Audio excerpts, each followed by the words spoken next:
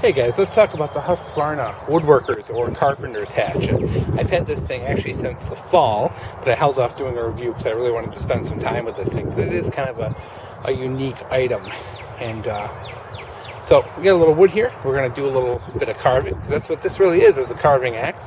So what this thing is, it's a 2-pound head on a 19-inch hickory handle.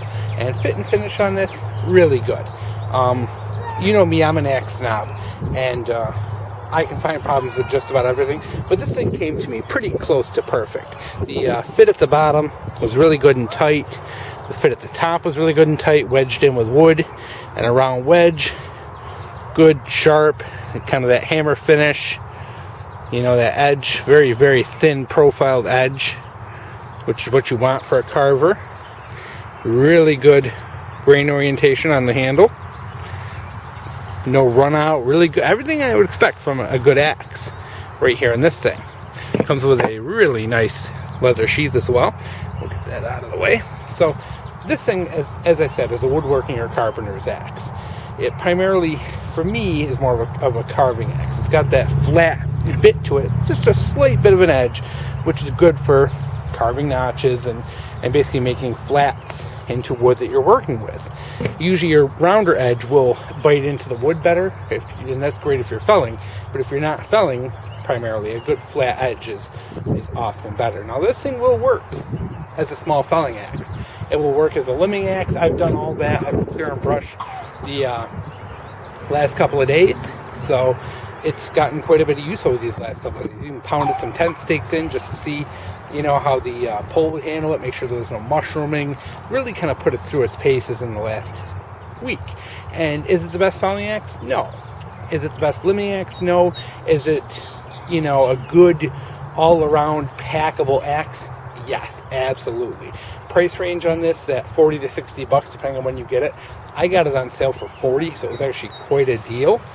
And nowadays I think it runs around like $50 to $60, but you can find it on sale around the holidays and the off season lots of times. So that is pretty. You can hear my kid there. He's on the trampoline having a blast. It's kind of nice now that my son's old enough. I can kind of come out here and work and kind of lock him in the trampoline and get to some of this stuff myself. So this thing really shines when it comes to splitting small pieces of wood and the actual carving of green wood. This isn't really meant to split dry season firewood, nothing like that. It's a purpose-driven axe. That's why it has, you know, the flat bit, the very, very thin edge that isn't meant for splitting. It isn't meant for felling big, gigantic trees. It's meant for working small scale with things. That's why it has a smaller handle, something you can work with, you can hold on to. You can get a good grip on it there. It has that cutout for grip. So without further ado, we're going to try on this rickety little picnic table to start a spoon blank. So we'll see if it works. So, as I said, works really good for light splitting. So we're going to take a couple pieces off here.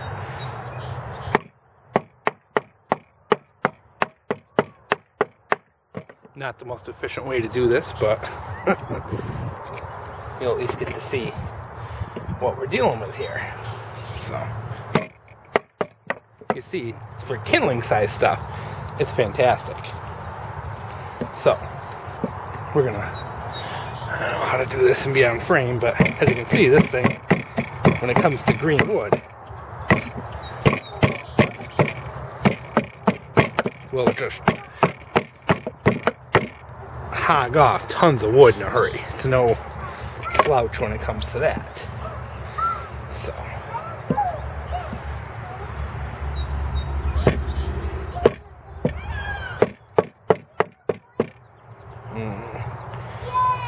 I want to take a real thin slice off this, but it's probably not going to happen.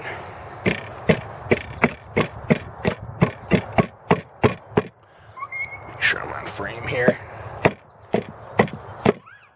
Yeah, am I digging the hell out of this picnic table? Yeah, but it's on its last leg anyway. You can see it takes out a good amount of wood in a hurry. It's not crappy by any means.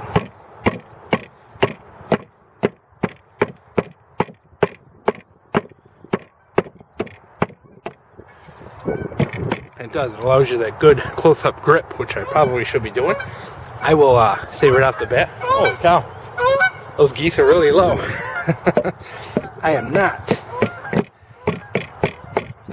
tremendously into carving with an axe, so I am not the most experienced at doing this. So, but this is how you learn.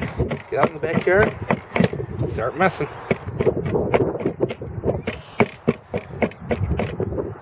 So as you can see, this thing carves really well. A lot of control, a lot of capability. You know, once I get a good handle on this and actually learn, you know, what I'm doing when it comes to carving with an axe, I think it's going to be a really good tool. You know, definitely fits my hand well. Nice and sharp. Everything good about it. So there you go.